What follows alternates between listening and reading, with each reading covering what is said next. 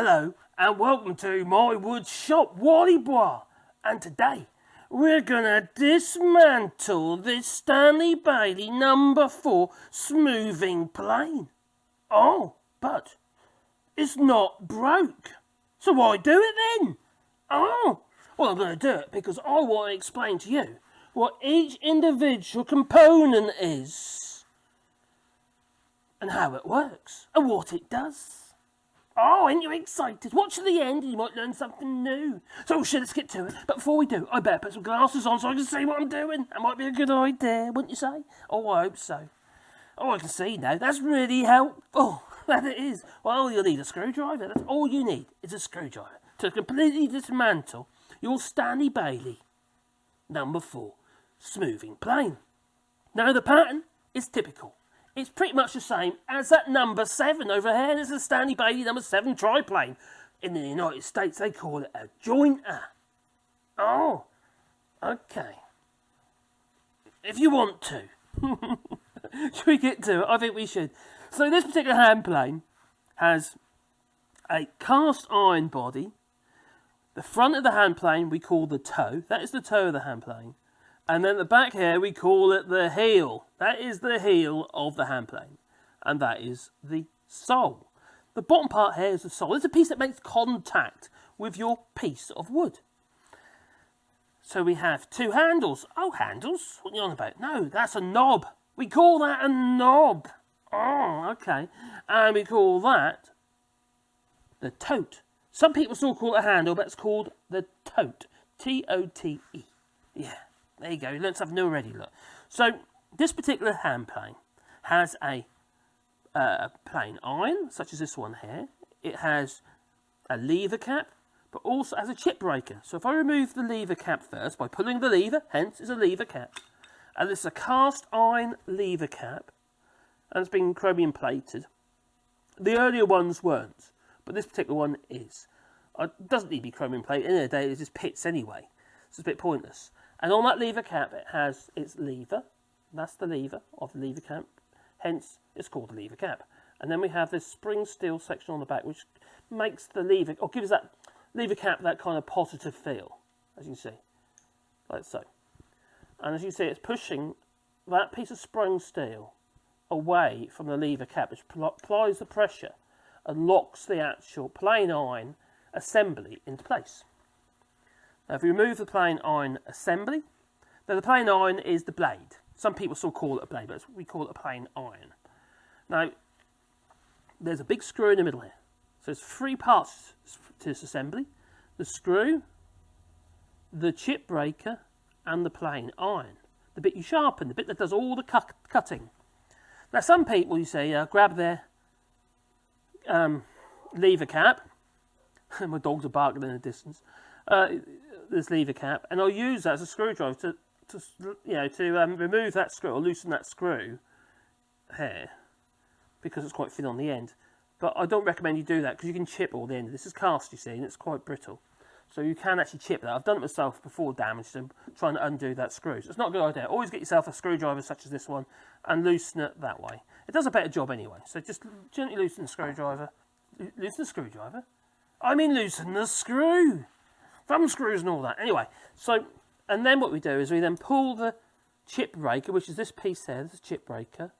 It basically does what it says on the tin. It breaks the chips. So as the shavings come up to, or peeled off by the plain iron, they're forced into a curl by breaking the fibres. So basically the plain iron is not influenced by the grain because you're breaking off the actual grain as the shaving has been shaved off the piece of wood. So you create these lovely curly shavings like that. But what you do is you twist this. Don't try and pull it off like so, because you're blunting, you're at risk of blunting or damaging your sharp edge. So what you do is you twist it sideways like so, like that, and then bring it up to the hole. You see that? And then you remove it from the hole like that. And then you now you've got 3 pieces. 2 pieces, that's a screw and the chip breaker and the plain iron. So we'll set that to one side, just here. Now this is the bit you sharpen. This is the bevel. This is the primary bevel, and the actual edge will have your secondary bevel. So it's a very simple setup really. But these plane irons, they actually do last quite a long while. Several sharpenings they'll do. So we'll put that over here, like so. Just bring us over there a bit more. Give me a bit more room. So now we're left with the so now we're left with the plain body and the tote and the knob. And this part in here is called the frog, but we'll get into that in a moment. We're going to remove the knob and the tote. Now, if you've managed to find yourself a used Stanley Bailey hand plane like this one, you might find the tote is loose. Now, the reason for that is because the grain is going that way. And because it's going that way, the shrinkage in the wood will be going in the same direction, perpendicular to the grain. And that makes your handle too short. And potentially, the actual bolt, which goes all the way through the handle, ends up being too long. But this one's actually okay. So what we do is we put a screwdriver into the little brass screw. And it's a captive nut, or captive screw. And we loosen that. Well, we undo it because we want to take the handle off. So that's literally what I'm doing there. I'm removing the handle with the screwdriver by putting it into the hole. There you go. There we are. There is our tote, or handle, as like some people like to call it. And it has a hole all the way through, for which this arrangement here, which is like a, it's like a long bolt, well, a piece of threaded rod, or a piece of rod with threads on either end. And then it has this captive nut on the end of that. Now, if, for instance, your handle is loose because it's shrunk, like I said earlier, there is a way you can get over that.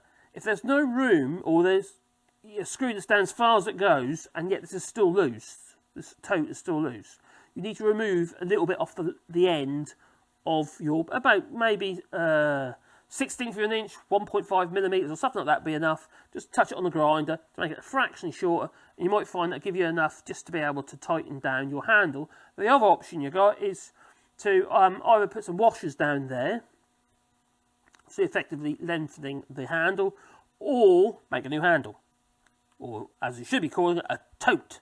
Because you use the old one as a pattern if you want and create a new one. Now if you look on this one here, I made all these new totes on this. Oh, that was my light. Oh my god, someone's turned the lights out. Oh no, power cut.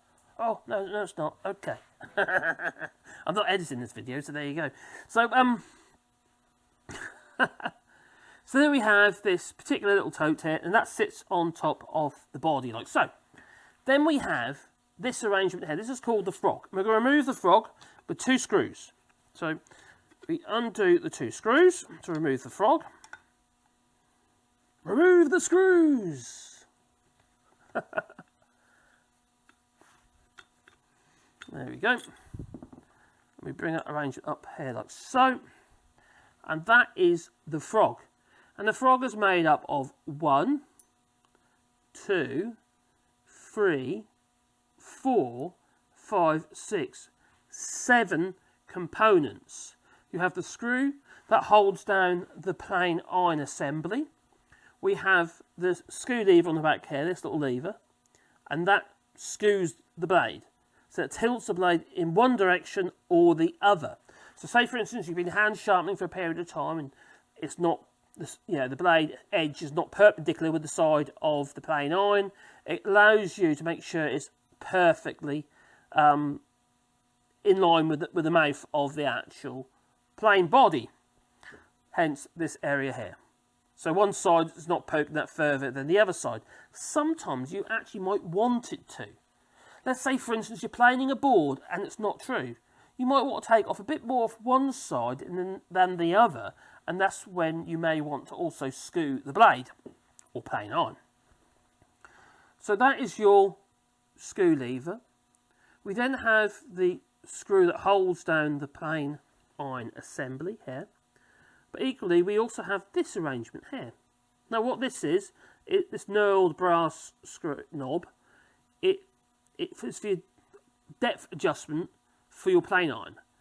There's a yoke that goes around into this, straddles this slot on the knurled screw, or knurled knob, nut, whatever you like to call it, and it straddles that, if you can see that. And as I move it backwards and forwards, what it's doing is it's moving this little piece here, which is an extension to the yoke, backwards and forwards. So going that way is actually going to push the plane iron further into your workpiece. And then if I go the other way, where it goes backwards, you're pulling the plane iron back. Simple, very simple it is too. Now some of the earlier ones, such as this one, has a nice cast iron yoke, like that one.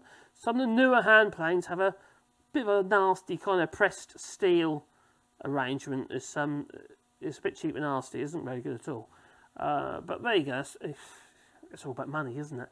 And Stanley hand planes are made in China, so the new ones are. So I wouldn't buy one. Get yourself an old one if you can get hold of an old Stanley Bailey. Definitely recommend it. Or you can have a bit of work to do on your new hand plane, because they don't come very true, especially the soles. Now, you might find the same actually with an old one like this. So the frog is removed, but what about the knob? Have I forgotten about the knob? Well, pretty much you do exactly the same thing with the knob as you did with the tote. There's this big brass screw straight in the middle of the knob, and you just unscrew it. Now this particular one, looking at, yeah, that's rusty. So it's got some humidity in there. It's been corroding it over a period of time. A wire brush on a bench grinder would do a good job to clean that up. If not, a bit of TLC with an ordinary wire brush and a bit of oil and stuff, and you could really clean that up. I'm not going to worry about that at the moment. I might actually later on give this a real good renovation. At the moment, I'm just taking it apart just so I can show you what all the parts are. So the Stanley Bailey is now pretty much dismantled. Apart from one little screw, which happens to be there, and that's an adjustment screw for the frog. I don't want to remove that or touch that because I've actually got the frog in a good position at the moment. The slot in that screw marries up with this yoke just here. And that yoke, like I say, sits into that screw, and it allows you to adjust the frog backwards or forwards in micro adjustment, just by screwing that screw backwards and forwards. It's simple. Now what you want to make sure is when you install your plane iron, because it has a back bevel, which is a back bevel plane iron, so it's bevel down, so it'll be that way up. What you don't want to happen is if it's too far back, your frog, your plane iron would interfere with the back edge of the mouth of the plane. Yeah, on the sole there. So effectively you'll be trying to bend the plane iron because it'll be resting on the mouth and not the frog. So you need it in the optimum position. You don't want it too far forwards. If that's too far forwards, there won't be enough room for the shavings to get out. No. Oh, okay. So we have the frog, which incorporates the knurled adjustment screw, which has got an anti-clockwise thread. It includes a yoke at the bottom here, which goes into the frog adjustment screw, and also a yoke up the top here, which is cast iron, which adjusts the depth of cut, and a screw on the front here that holds the plane iron assembly into place. So let's mount that back in like so, and then we place our screws in here like so, just like so we do. There we go. For some reason this one doesn't have a washer on it, so I'll have to find a washer for that. But just for the video, I'll just need to get it back together just so you can see. There's one. Now the alignment of it is all done because the adjustment screw is in place. I didn't move it, no. So it should be exactly how it was before. We have the knob on the front here. We place our screw in here like so. And like I said, you might have to shorten that bolt if you can't tighten the knob or the tote. It's easy done. And then we have our tote, the same arrangement. So you've got to install the tote before you put your plane iron assembly in, because you won't be able to get to the screw otherwise. So we place the screw in the back here like so. Now it's quite easy to clean these old hand planes up. You might need to do a bit of levelling on the sole maybe. Quite easy done with a diamond stone. I like to use a linisher because I have one, and it has a machined base. So we have our plane iron and our chip breaker, which is the curly bit on the end, see? And we place that into the hole, and then we slide that up. Maybe we've got to loosen it a little bit. And then we bring that round like so we don't damage the edge of a freshly sharpened plane iron. We then bring the chip breaker to around 1/16 of an inch, or I don't know, about 1.5 millimeters from the edge of the plane iron, and then we tighten that screw up. Not overly tight, just hand tight. That's all you got to do, just hand tight. And then we place that without touching any of the other metal components, otherwise you'll take the edge off your plane iron, making sure that the skew is in place, which it's not. Yeah, that is now. There you go. It'll move that backwards and forward, side to side. And height adjustments in. What's going on there?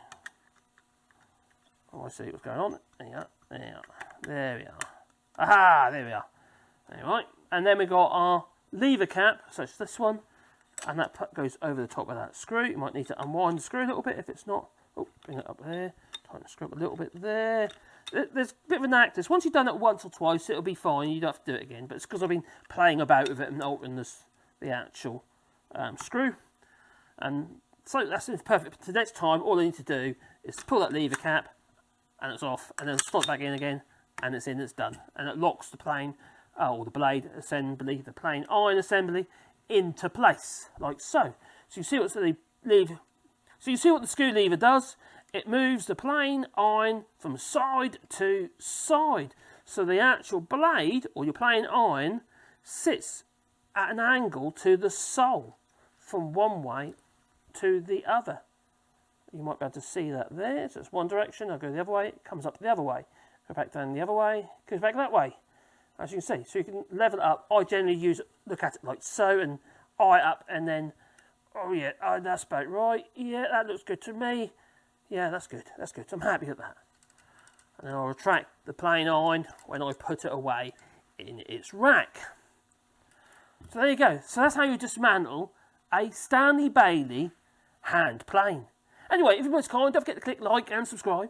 And maybe that little bell icon, because then you get a warm fuzzy feeling in your pocket every time I upload another video. And I hope you'll be excited about that. And if you want to support us, you can do that on Patreon, or you buy us a coffee, and the links are down below. And it is very much appreciated, especially this little old channel. It needs all the help it can get. And it does. So grab yourself a hand plane. It don't matter how old it is. You know, God knows how old this one is, I don't know. Usually there's a number on them, you can tell, but I don't know. I haven't checked. It's a great little tool though. So get yourself a Stanley Bailey hand plane. And don't worry about all the new ones just because they're new. Get an old one. They're better. Like that one. It's fantastic. And it is. Okay. Ta-ta.